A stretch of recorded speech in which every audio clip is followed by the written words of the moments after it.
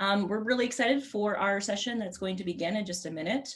It's titled Overcoming Frailty for Older Adults, Strategies to Improve Health and Thrive in Day-to-Day Living. We have two speakers with us today. We have Titus and Brian.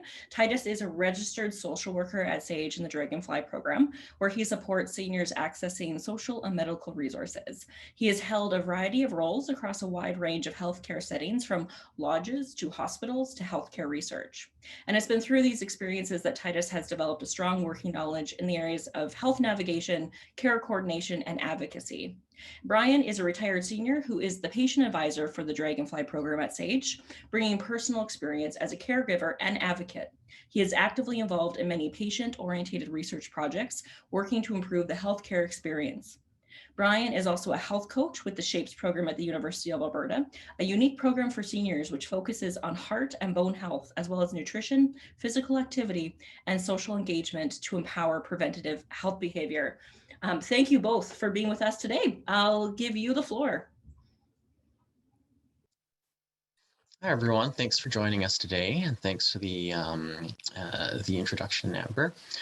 So today's presentation is going to chat largely about frailty and kind of unpack this sort of very loaded term. And yeah, so I will give you just a brief introduction here. Just give me 1 second.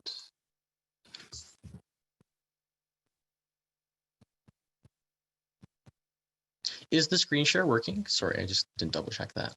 It sure is. Yeah. Okay, perfect. So for a bit about myself, so I'm a registered social worker with the Dragonfly program at SAGE Seniors Association. So the Dragonfly program is a pilot project running that looks at addressing frailty through a community setting and identifying frailty through non-medical or social services staff. Yeah, and then I will let Brian introduce himself. All right, well, thanks. Amber did a great job of introducing me already. I'm not a social worker, not a doctor, not a nutritionist, not an exercise expert. Just like most of you watching, just a senior who's struggling to be the best that I can be as I age and age well. So thank you. Perfect. Yeah, so here's kind of our table of contents for today. So we have 4 sections to cover this afternoon. And so first we'll chat a bit about frailty, kind of unpack what it means, how to identify it, and what that kind of means for you. And then of course, an acronym, a helpful acronym to help address frailty and maybe make some changes in your life to maybe help keep frailty at bay. And then of course, we'll have our third section by Brian, which talks a bit about those lifestyle changes and incorporating that frailty awareness into your lifestyle to make sure, you know, it's something that you can easily manage. And then lastly, we'll chat a bit about in terms of becoming an advocate for yourself, because when we chat about frailty, you know, there's a lot of medical aspects involved. So how to really advocate for yourself in the medical system and work with medical professionals. So that will be our last section. So just a quick note, of course, Brian and I, we aren't medical professionals, but we're sharing our experiences based on, you know, our continued work in the Dragonfly program. So throughout this program, we've worked with a lot of seniors, a lot of health professionals, and helping seniors navigate frailty. So we are kind of sharing our background from that work, but of course we aren't medical professionals. So just a bit of a disclaimer there. Okay, so we have our first section here talking a bit about frailty. And so just some key information about frailty itself is that it is something that is a lot more widespread than people think. So I believe this number comes from a 2016 study saying about 1.6 million Canadians over the age 65 are living with frailty. So that's actually 1 in 4 seniors over the age of 64 are, I guess, expected to live with frailty, whether they're aware of it or not. And then, of course, as that age goes higher, of course, that actually jumps up to 50% of adults over, you know, 85. So it certainly is something that is very common and does come up quite a bit, which is why it's definitely a very relevant topic nowadays, both for service providers or for seniors and family members just to be aware of. And so there are a lot of common questions too that come up too when we chat about frailty, right? Because it does seem like a very loaded medical term. Right. So the most common one that does come up is, oh, like does frailty mean like I'm sick or disabled? Well, there are some connections, but being frail doesn't necessarily mean that you are sick or have a disability. And in fact, some people who do have disabilities and have chronic day-to-day conditions, some of them don't necessarily have frailty, especially if they're managing quite well. And then on to the second point about frailty with aging, right? A lot of people assume, well, isn't it just another term for older folks? And well, that's definitely a common thing that we hear. But of course, frailty is more common as you get older, but frailty does happen to younger people as well. It is not limited to seniors, right? It can happen to anyone. And then, of course, the third point is, isn't frailty something that it's inevitable, right? It happens to everyone eventually.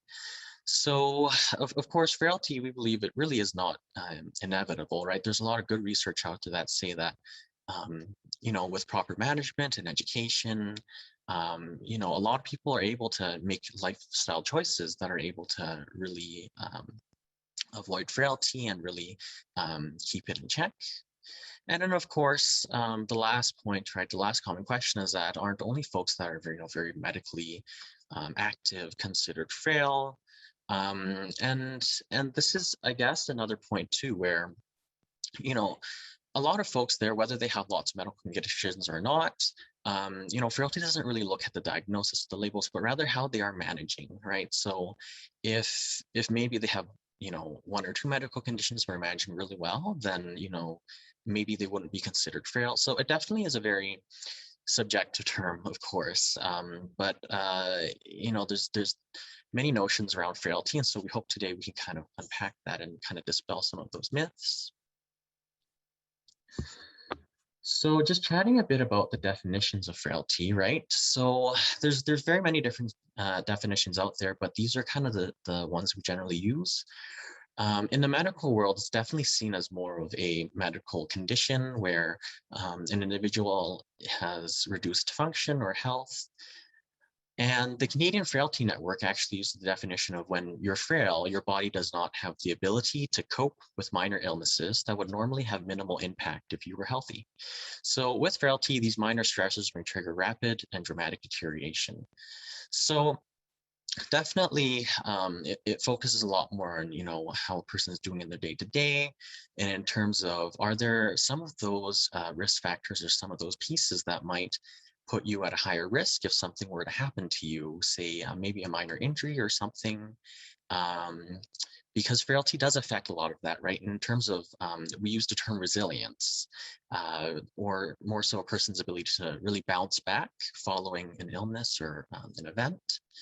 So frailty really does affect that, of course. So in terms of what frailty actually looks like, here are just 6, really common day-to-day things that people can look out for, right? So frailty can be in the form of maybe like struggling to open containers, right? Or maybe you find that recently you've really been struggling to carry groceries, even just if it's like a light bag, right? Or maybe crossing the street quickly enough, or getting up after sitting. A lot of folks I work with in Dragonfly, these are very common things, right? Where, I'll chat with them on the phone and they're sitting, and then they let me know that after we chatted, they just like weren't able to get up and sat there for a few hours just resting, right? So it definitely is very common. And of course, being unable to complete tasks while resting. So things like washing the dishes, right? Setting the table, or some of those day-to-day things, it definitely does come up. And then, of course, our last one is unintentional weight loss. So from a more, I guess, medical background, the Canadian Frailty Network does note that these are kind of the 5 main indicators of frailty they look for, whether it's weight loss, fatigue, low activity level, loss of strength, or slow walking speed. So again, quite similar to the previous slide, and can definitely affect those day-to-day things, right? So as we chatted about, is frailty really inevitable, right? And an answer is, of course, no, because there are often many steps that can be taken to really slow, halt, or even reverse frailty, right? So even though it might be more common with age, it doesn't necessarily mean it's inevitable, especially with good proper management and good people supporting you. And of course, often frailty is undetected, right? A lot of people do go living on their normal day-to-day lives without being aware of it. So it definitely is something that does require people to be aware of it before it progresses further. But then also frailty is also something that happens a lot more with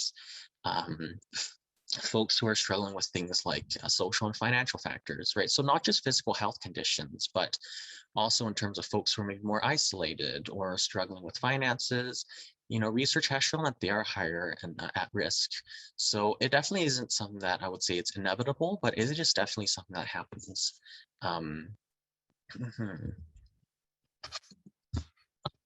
Slide.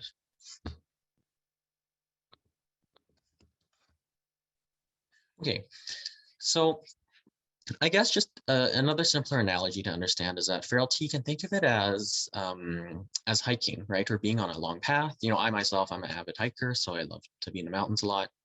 But in terms of hiking too, you can think of it as like frailty is like having a backpack, right? You're going on a journey on your day-to-day, and you're going from place to place, right? And sometimes, when frailty creeps in, that backpack gets heavier and heavier. So in terms of the difficulty that comes on as you keep on going with the journey, right? It can get quite difficult, and as your backpack gets heavier and heavier, maybe a small rock can cause you to trip and fall and have a higher chance of injury, right? So frailty really is about making those small changes to maybe lighten that backpack, and maybe even using tools and resources such as hiking poles, hiking boots, right? Those supports, those people in your life to really help you along that journey, so that if there is a big bump in the road, then maybe that's not really a step back, but something that you can get over quite easily. So of course, it's really about those easy to incorporate day-to-day choices, right? That can help you really identify frailty, control it, and even maybe prevent or reverse it.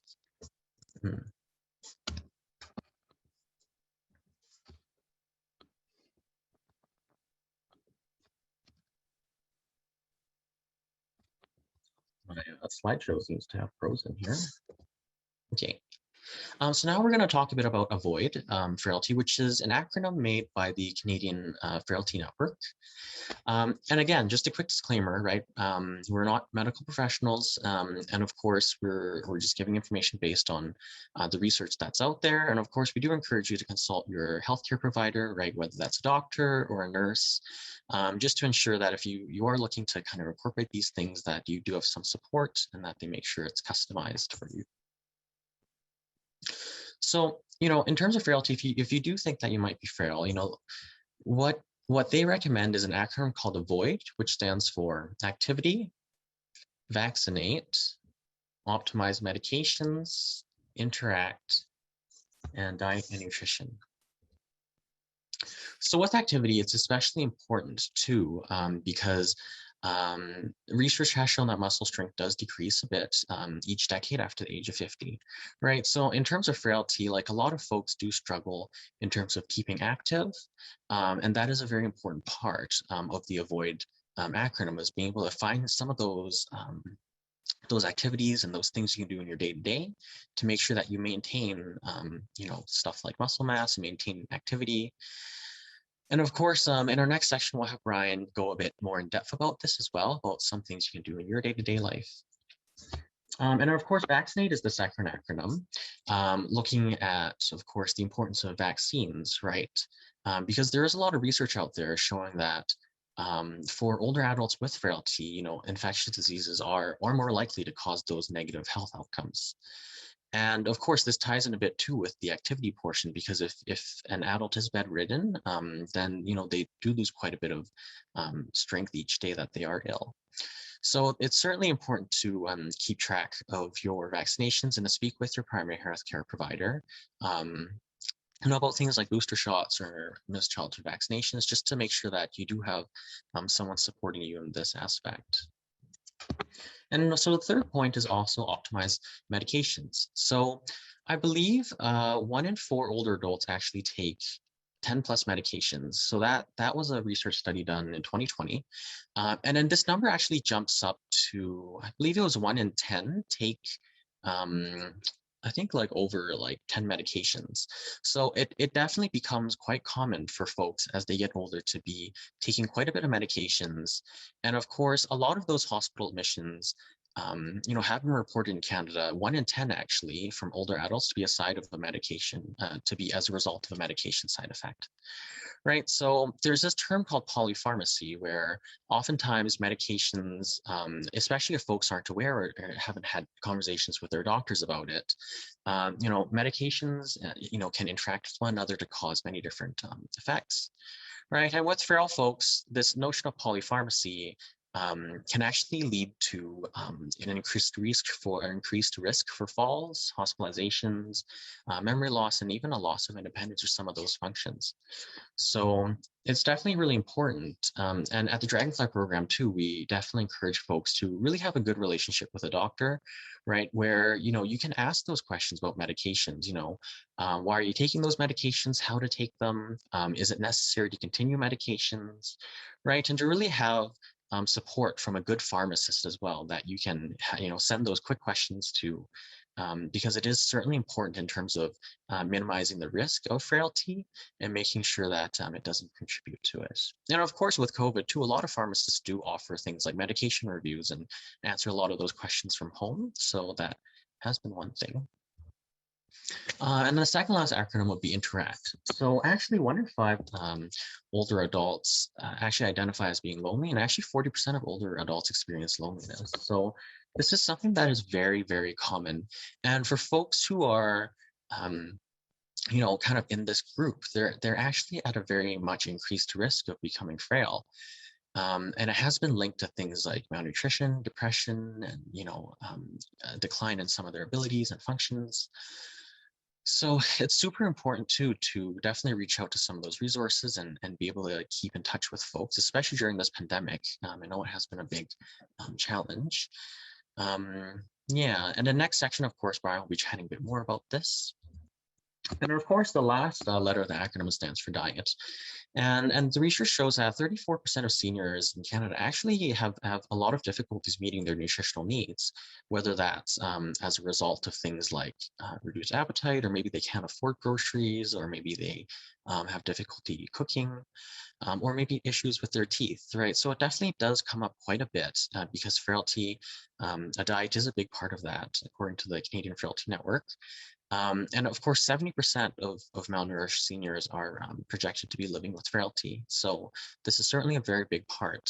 And then again, Brian will be presenting on this right away here. So it's definitely important when we chat about this whole acronym AVOID, right, to really have a medical professional that's in your life supporting you through this. Because really it's the doctor that's going to be able to help you with those pieces and kind of make sure it's customized and tailored to your health needs and your medical needs. And of course, we like to say that like it's important to start small, and every little change that you do really counts. Because it does seem like a lot, but really it is those small lifestyle day-to-day things that you incorporate that really that research has shown it really does make that difference in the long run, whether it's just a small habit change, or maybe it's getting connected with those medical resources, or maybe a dietitian, or whatever it is. Every single action really counts in terms of helping keep frailty at bay. So I will pass this next section on to Brian here. Okay, thank you, Titus. Yeah, I want to start out again just by reiterating again that I'm just sharing my personal life experiences. Like most of you, I'm a senior. I'm 73 years old. I wake up in the morning with the same aches and pains. I have fading vision from glaucoma, a couple of dances with cancer, 2 strokes that have left some residual effects. And those are things I can't change. What I want to focus on is what can I change? What can I take responsibility for? And that's what I'm going to talk about, is how to take ownership of your own health to avoid, minimize, or to actually reverse frailty. All right, can we have the next slide, please, Titus? So Titus talked about the acronym AVOID. I love the acronym. Vaccinate, very important right now, especially in times of COVID, whether that's COVID vaccination, flu vaccination, shingles, whatever it might be. Optimize, get the maximum vaccines that are available to you. Optimize your medicines. Again, Titus talked a lot about that. I don't want to add any more to those two, but I would like to carry on with diet.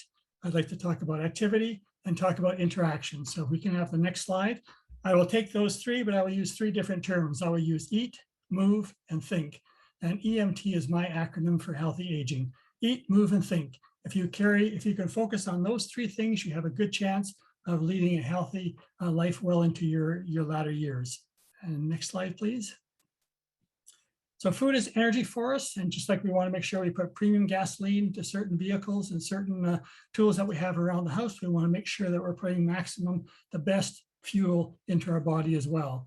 And food can also serve as medicine. And we want to make sure that we're putting nutrients in that are going to be a beneficial help to us in maintaining our overall health. So in order to do that, best option is to look at the Mediterranean diet. And that's the next slide there. The Mediterranean diet is not really a diet, it's a way of eating. And it's based on the blue zones around the world. So parts of Greece and Italy and different countries around the Mediterranean, where the average life expectancy well outpaces the global life expectancy or global average age, and where things like cardiovascular disease are limited or non-existent. So the focus is on the base of the pyramid. As we look at the base of the pyramid, we're looking at things like whole grains, breads, buns, pasta, lots of nuts. Nuts are going to come up throughout the chain. We want to be focusing on those things on a daily basis. And then as we move up the pyramid, fewer and fewer. Next, it shows daily servings for fruits and vegetables, lots of color. And I'm going to talk about color in a couple of minutes, but lots of fruits and vegetables. As much as possible in the Mediterranean diet, we're focusing on whole foods, not processed foods, not canned foods, not boxed foods, but whole foods, meat, vegetables, fruit. You'll see olive oil is in the middle here, and that's a little unusual because most diets restrict any use of any fats at all. In the Mediterranean diet, we recognize that our body needs fats, that it produces energy for us. So we just focus more on the type of fat that you have. So good quality olive oil is the one that's recommended. Moving up again, fish, seafood, good sources of protein, again, good sources of fat, and then eggs, cheese, poultry. Coming up to the pyramid, we find the things that we just love, those cakes and donuts and sweets and all the baking goods and the red meats. Those are the things that we really need to minimize. Those are things that are common in our part of the world, but less common in the blue zones where people live to long, ripe old ages. So you can Google that anytime and find some more information on the Mediterranean diet. I'm going to move on to just a few quick ABCs of healthy eating. First one is to avoid unhealthy fats. And there's 4 types of fat. There's saturated fats, there's trans fats, there's monounsaturated fats, there's polyunsaturated fats. 2 of them are good for us. 2 of them we want to avoid as much as possible.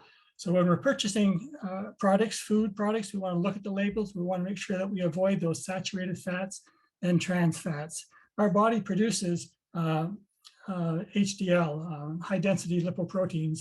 And when we take those saturated fats, it minimizes the amount of HDL, good proteins that our body produces, and instead encourages production of LDL, low density lipoproteins, which end up leading to cholesterol, clogging up of our arteries, high blood pressure, heart disease, and so forth. So avoid those saturated and trans fats. The next point B says buy beans, focus on legumes and fish and all the lean proteins to get your proteins rather than out of that red meat. C, choose your carbs carefully. Sugars, starch. Sugars just turn to fat in our body. And those of us in North America consume far too much sugar.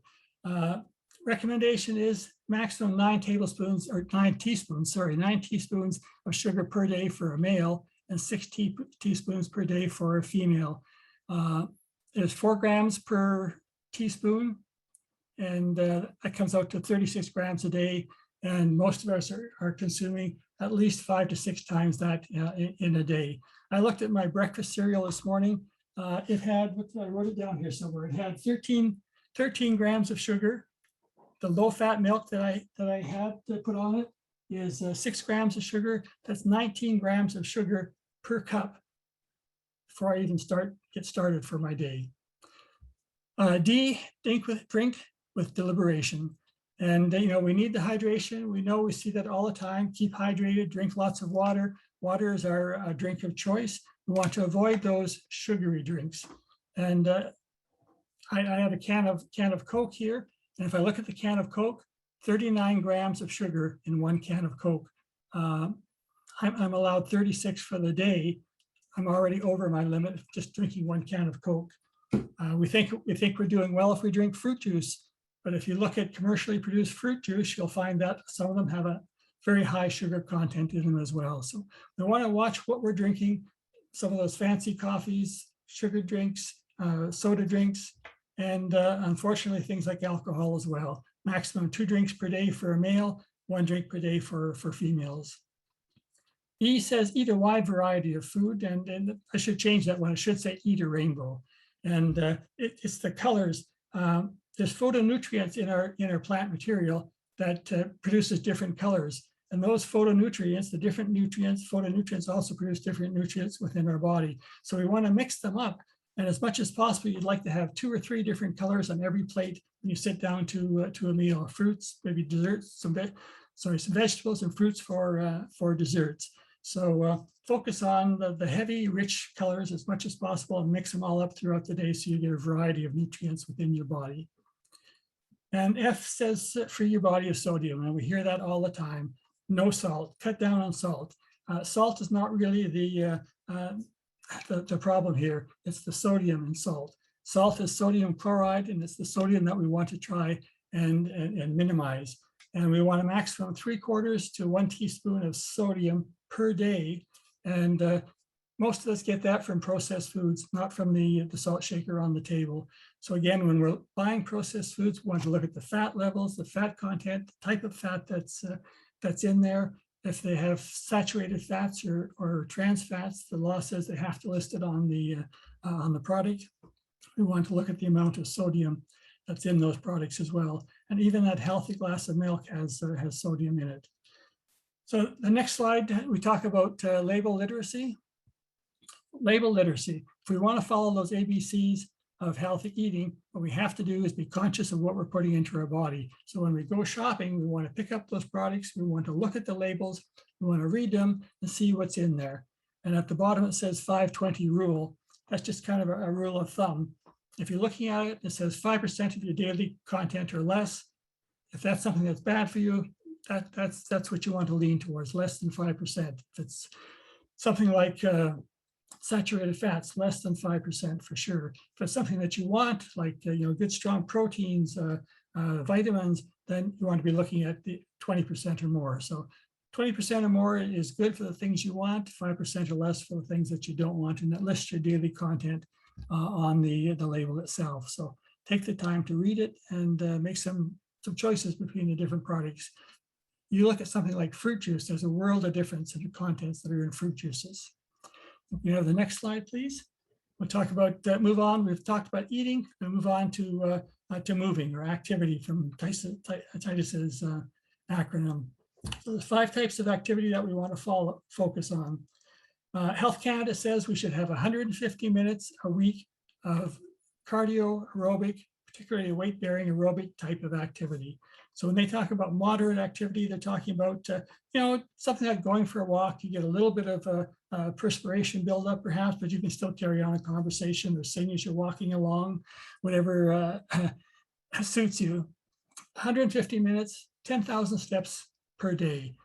That sounds like an awful lot of activity and awful lot of steps. And as Titus has said earlier, one step at a time, one step at a time. Don't set your goal to be, I only did 3,000 steps today, I want to do 10,000 tomorrow, because you probably won't make it. You'll feel bad about it and you'll give up. Set yourself up for success. Assess where you are right now, and maybe a little bit more. If you're doing 2,000 steps a day, can you do 3,000 for a couple of weeks, and then 4?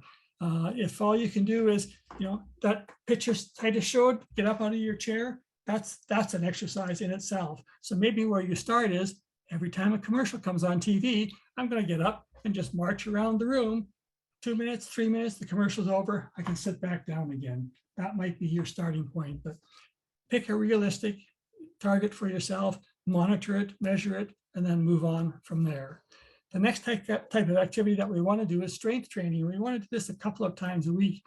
If we have good muscles, it pulls on the bones each time we're contracting those muscles. It helps to strengthen our bones as well. And it helps with our balance, and it helps with, if we happen to have a fall, less chance of injuring yourself.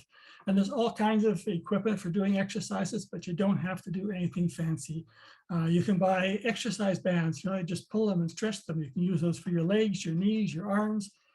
They're reasonably priced. Maybe you just pick up a can from your cupboard. An ordinary can of vegetables weighs almost 1 pound, and you can do exercises just with that can of vegetables. Or if you're really optimistic, a quart of milk is 4 pounds in itself. So there are things around the house that we can do without having to put out a lot of money or go to a gym.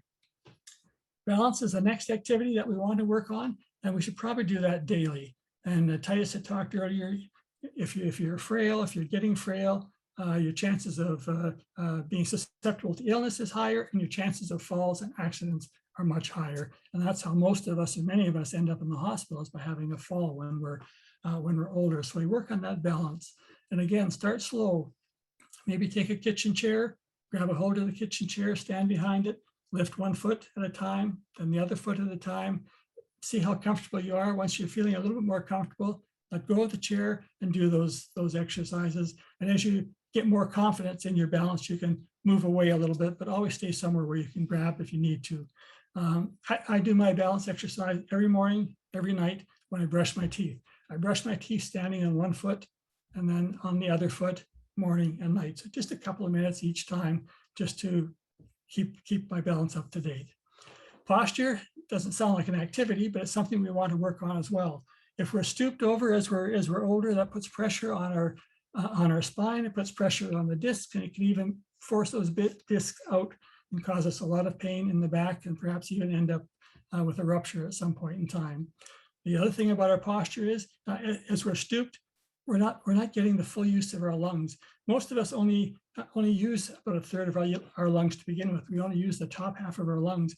But if we're standing tall, then we can do things like belly breathing. So belly breathing is you push your belly out as you're breathing in, and you fill out the bottom part of your lungs, then the top half of your lungs, and just hold that for a second. And that's good for just a little calming effect as well. But you get more exercise, more posture enables us to breathe a little bit better as well. And 90% of the oxygen that we consume into our body goes directly up into the brain to keep our brain healthy. And the last one is flexibility, and that's just doing some stretching and bending throughout the day. And again, that's to help us with that chances of not having as great a fall or being able to recover if we start to slip or fall. If we have good posture, good flexibility, and some muscle strength, we're going to catch ourselves before we hit the sidewalk. All of those, particularly the aerobic, pick something that you enjoy doing. For me, walking on a treadmill is boring, but I can dance all night. So, maybe take your spouse out to, once things open up again, take your spouse out dancing once a week and get some of that physical activity. So if you've done eat, move, let's look at the last one, which is think. The last slide there. Think is just exercising your brain, and that's use it or lose it.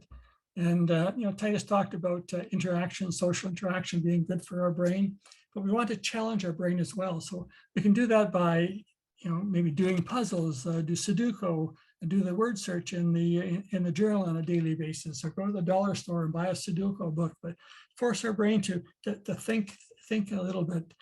Take a course, and there's all kinds of online courses that are available now. You don't even have to leave your house to it. Social interaction, do that virtually or do it directly. Not as easy to do now, but we can do it virtually. We've got Zoom, we've got FaceTime, we've got all kinds of Skype, all kinds of ways that we can connect with people without having to get out of our house. And just move on quickly here to the next one. Just it comes down to attitude. Titus talked about this in the beginning. If you believe that getting older means pain, disease, and decline, that's what you're going to get. It's going to lead to pain, disease, and decline. If you think that you can make a difference, you can make a difference. It's up to you. Positive attitude is part of brain exercises as well. And the last slide here, Titus, just the choice is yours. You can decide you want to work towards strength, or you can decide that you will just allow it to slip into weakness. And you can skip the next slide, Titus, and I'll turn it back to you. I won't put that promo in. Amber mentioned shapes at the beginning. Well, thanks, Brian. That was a very, very informative section. And yeah, for our last section here, we'll just chat a bit about being an advocate for yourself, right? Because in terms of managing frailty, a lot of folks do require a primary care provider to be that sort of point person to help them manage these things and to really direct some of those pieces that are on the more medical end. So I have a quote here that just says, self-advocacy means you know your rights and responsibilities, you speak up for your needs and the things important to you, and you're able to make choices that affect your life. So this is really important because for a lot of folks, they feel that as they get older, maybe they're not able to maybe connect with their primary care provider as easily, right? They feel that they have less of a say in terms of how their care is managed. So it's really important in terms of managing your own health to be able to do these things, right? To know your needs and responsibilities and to speak up for them and to be able to be involved in making those choices. So I just have some reminders here about advocacy. The first is that being a self-advocate and voicing your needs does not necessarily make you a bad patient. So this is something we hear a lot from in the DRAGONFLY program, is that a lot of folks are really afraid to speak up to their doctors. But the truth is, you know your body the best, right? And so being able to let your doctor know what's going on, is definitely very important and actually appreciated by a lot of medical professionals. And then, of course, being able to convey those things, being respectful, but also effectively communicating, it's very important, right? And that also includes body language, some of those subtle cues. And then, of course, being able to advocate for yourself, it's actually a skill that takes time to develop. So for a lot of folks, this isn't something that comes naturally or easily. It's something that has to be practiced and developed. So certainly no worries if it does seem a bit daunting at times. And of course, lastly, there are a lot of resources out there for peer support or professional resources, especially if you're looking to, be a self-advocate or really reach out to other organizations to support you. There are many of those out there to kind of help you navigate. Lots of very handy brochures, stuff like that, reminders, lots of good stuff out there. So here are just some, just some practical examples of how you might be able to advocate for yourself, right? So the first is you could write down a list of info you want to share with the providers. This also includes questions, right? And then at your appointment with a doctor, it's to be able to identify, okay, of this list, right, which ones are your top priorities, and to be able to ask your doctor to take care of some of these things. Because far too often, right, we hear that folks just feel that doctors, don't have enough minutes in that quick appointment. So it's definitely important to be able to prioritize and let them know, what's the most at the forefront for you. And of course, 3 essential questions too that are always kind of welcome when chatting with medical professionals is what's the health challenge here? What do I need to do? And also, why do I need to do this, right? Because then this is kind of where you get those answers of maybe why you're taking a medication or maybe why you're pursuing a certain treatment plan. So definitely it doesn't hurt to always ask your medical professionals these questions, and it's certainly very important. We encourage folks, right? Because that's the only way you're able to know what's going on. And of course, a third practical tip is to use a dedicated notebook to keep track of each appointment, right? So you can see, was there something I need to follow up on? Was there something the doctor needs to follow up on? And of course, lastly, we do recommend you take a trusted friend or family member with you to appointments. So this is super important because sometimes, maybe sometimes you just feel you're not ready to advocate for yourself, right? So sometimes having a friend or family member there to advocate on your behalf and let them know, hey, like, you know, my mother here, she needs this. She told me she was coming to this appointment for this, and she wants these answers. So being able to have another person there to sometimes step in too and kind of, you know, advocate and speak up is certainly something that's been very helpful. But of course, sometimes in the healthcare system, there are lots of conflict that does come up, right? And the two most common areas are often related to access and also related to maybe the quality of the care, right? So maybe sometimes folks were expecting to be able to access a certain type of treatment or program, right? But of course, there's lots of eligibility barriers and lots of things like that. Maybe they can't get transportation to go to those programs. It's not, there's so many different things that can come up in terms of, you know, access, but then there's also maybe the delivery of quality of maybe the care was different than what they had hoped for, right? So sometimes there are some of these conflicts that do come up with medical professionals. And so for these next bit, I'm just going to chat a bit about maybe some strategies to kind of resolve these conflicts while making sure you look after your own needs, but also in a way that's productive. So the first is to clarify, right? So a lot of these conflicts do stem from miscommunications. And for many doctors, right, that 15-minute visit, they have to cram as much information as possible. So sometimes there are things that get left out, or maybe some miscommunication things where maybe, you know, the doctor misheard, or maybe you misheard. So it's certainly important to clarify, get as much information as possible.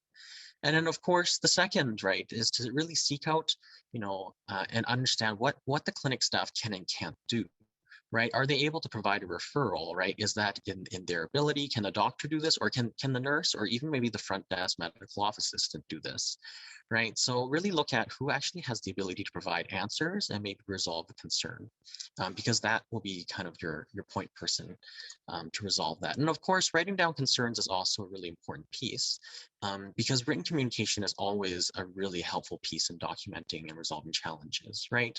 If you send in an email or a letter, there's a good chance it's going to be added to your record, right? So there's documents there that you've brought up this concern in the past and that someone needs to follow up on it, whether it's the doctor or whether it's the nurse.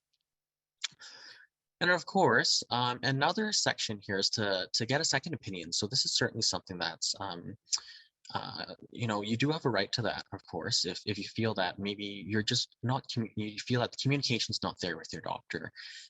Being able to get a second opinion, that is definitely an option that sometimes folks find is really helpful and important. And then of course, building common ground too, right? Because at the end of the day, a lot of medical staff are there to try and look after your health needs, whether it's related to frailty or other things. So it's really important to know that even though maybe there are some disagreements on the way things are, you know, happening or the way that they're going about, that there is some common ground and that you both agree that you're trying to look after your health, right? And of course, the last point is to really prioritize and compromise, because unfortunately, of course, our medical system is quite stretched at this time too. So a lot of medical staff really just aren't able to handle all concerns in one sitting, right?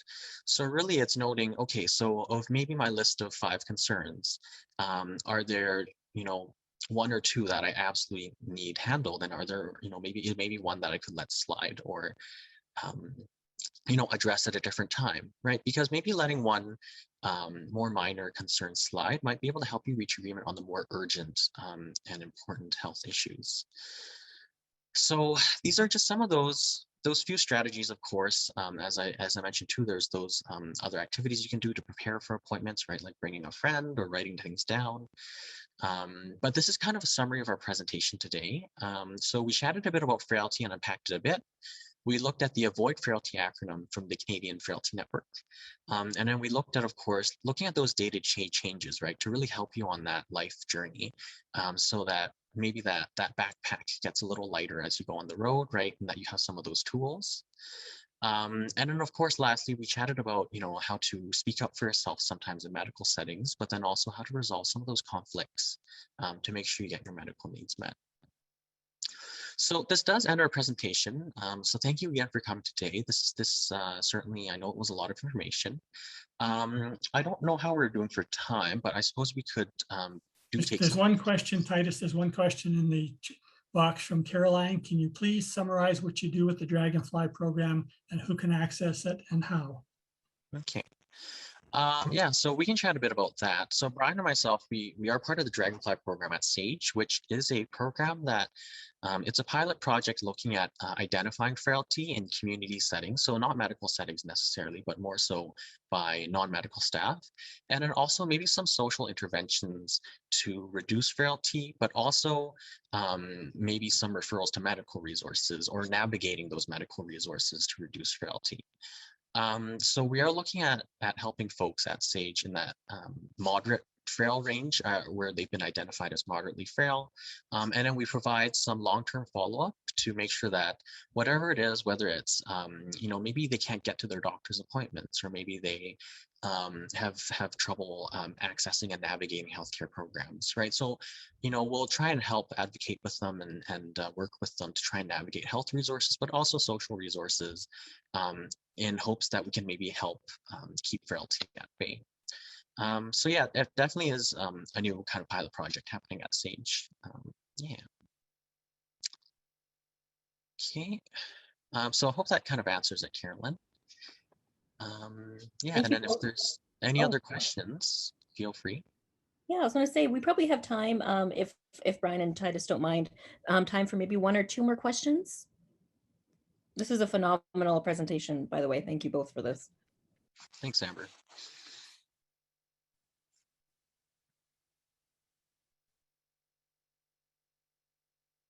I'll just mention too that our project, the Dragonfly program, we do have a website on the SAGE website.